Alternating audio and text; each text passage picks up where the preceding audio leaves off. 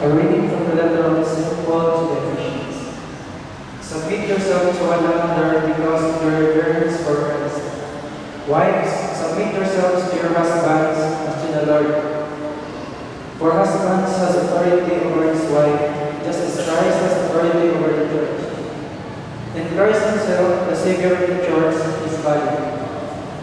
Husbands, love your wives just as Christ loved the church, and gave his life for it.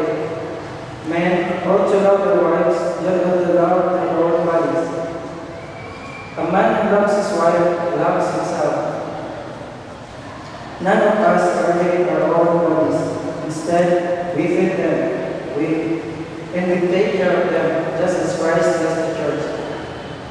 For we are members of his body. As the Scripture says, for these reasons, a man will leave his father and mother, and unite with his wife, and the two will become one. This is great symbol of the love of Christ for his church. But it also applies to you. Every husband must love his wife, and every wife must serve his husband. The word of the Lord.